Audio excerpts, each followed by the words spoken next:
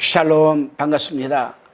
오늘 하루도 하나님의 말씀을 들으면서 하루를 시작하는 저와 여러분 참 행복한 사람들입니다. 날씨가 무척 덥지만 짜증내지 마시고 잘 극복해 나가시기를 바랍니다. 오늘은 에스라서 5장 1절로 17절의 말씀을 가지고 묵상한 것을 또 깨달은 것을 나누어 봅니다. 우리가 잠시 3장 4장을 돌아보면 에스라서 3장에서는 성전을 재건하기 위해서 기초 작업을 하여 놓고 4장에서는 뜻하지 않은 방해자들의 회방으로 인해 성전 재건이 중단되고 말았습니다. 그러다가 이제 5장에 와서 하나님의 역사로 말미암아 성전 재건 공사가 다시 시작되었습니다. 여기에서 우리는 하나님이 왜 성전 공사를 멈추게 하셨는지 그 하나님의 뜻을 잘 이해해야 되겠습니다. 먼저 본문 1절로 2절입니다.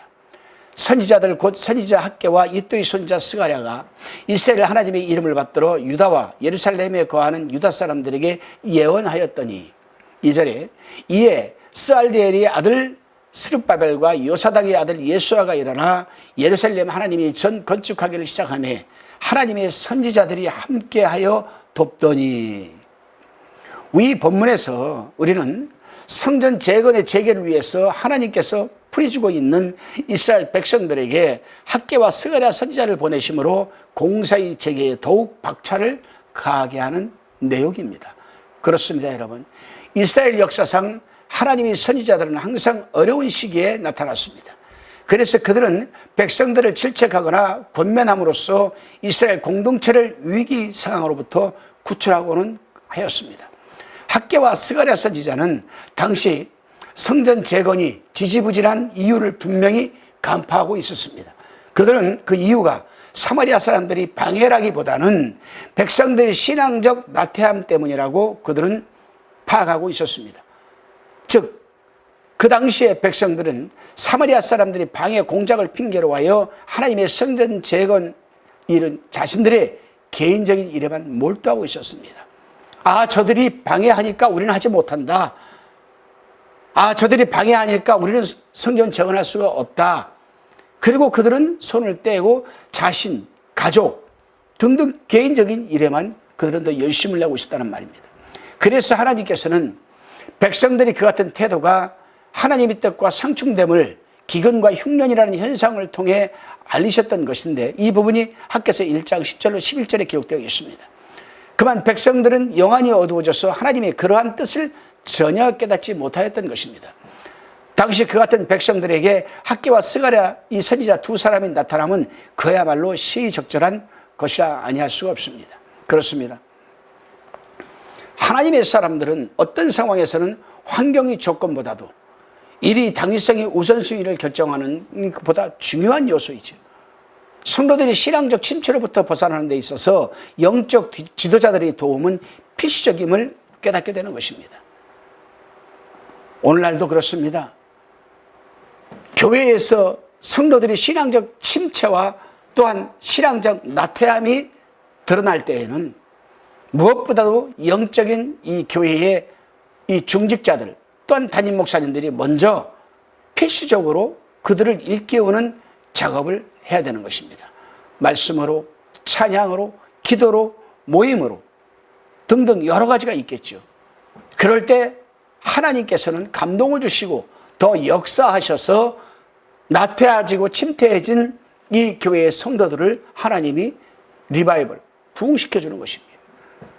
다시금 본문 3절로 10절까지에 대한 나눔입니다. 사마리아 사람들은 이스라엘 백성들에 대하여 적대적인 이 감정을 갖고 대할 수밖에 없었죠. 왜냐하면 성전 재건 사업에 동참케 해달라는 요청을 묵살당했으니까 그들로서는 이스라엘 백성들에게 결코 호의적일 수가 없을 것입니다.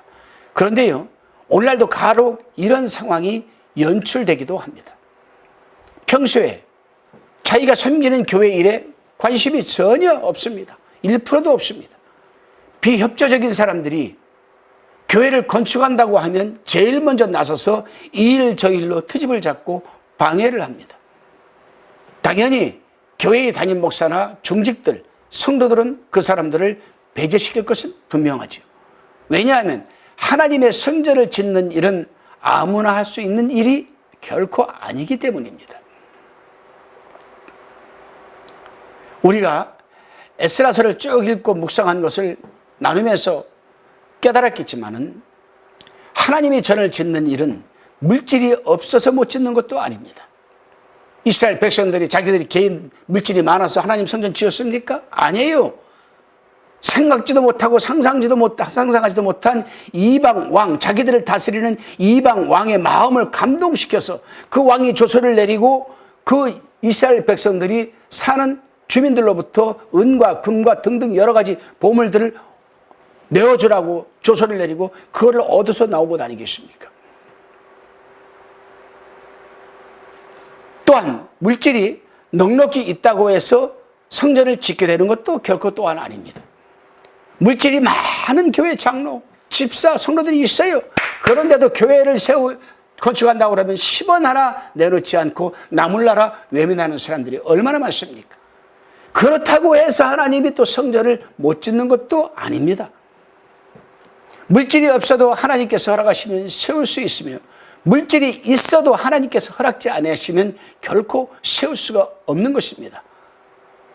이렇게 놓고 볼 때에 하나님의 성전을 세우는데 동참하는 사람들이 받을 축복은 이루 말할 수가 없습니다. 어마어마합니다. 저도 교회를 이곳저곳에 여러 개를 세워봤습니다.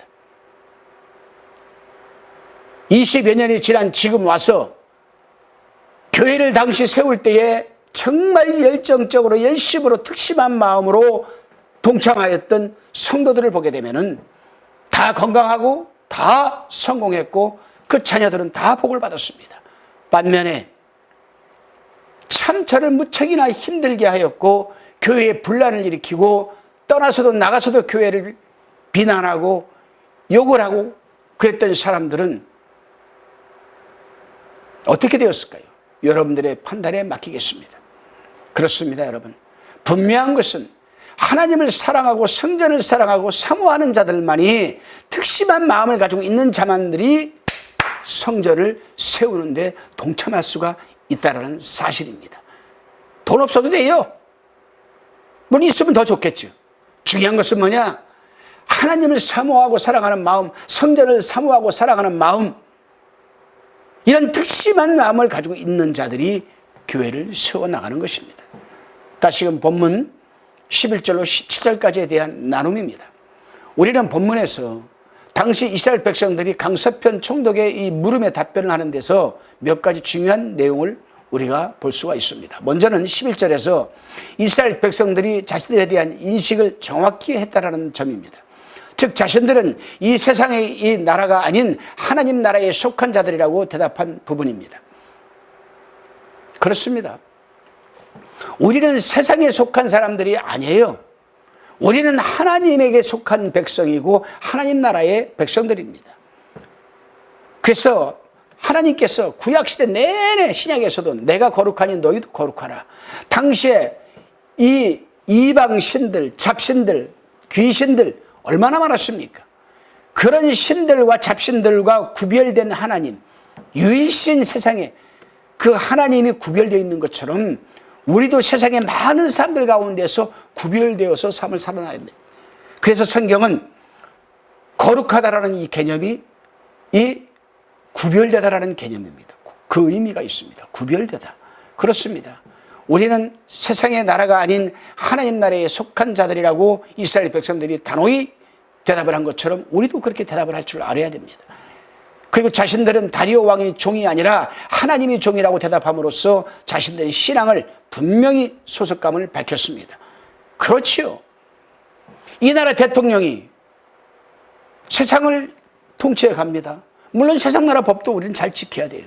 그러나 중요한 것은 우리는 이 나라의 대통령의 종이 아니라, 우리는 육의 종이 아니라, 영의 종이 아니라 우리는 살아계신 하나님의 영적인 종이라고 우리는 분명한 소속감을 갖고 대답을 해야 돼요. 두 번째로는 12절에서 자신들이 멸망당한 원인을 정확히 알고 있었다는 이 점입니다.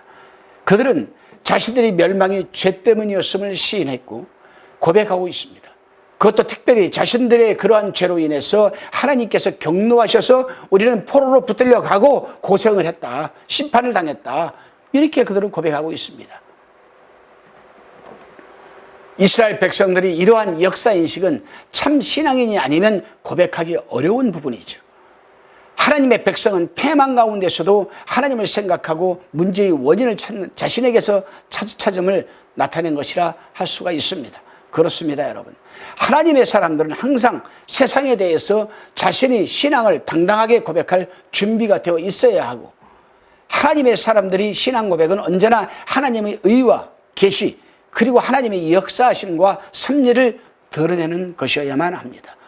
여러분, 오늘 하루도 여러분들이 살아가는 삶의 터전, 일터에서 분명하고도 확실한 소속감을 갖고 하나님의 의와 또한 역사하심과 섭리를 드러내시기를 주님의 이름으로 축원드립니다. 기도드리시겠습니다.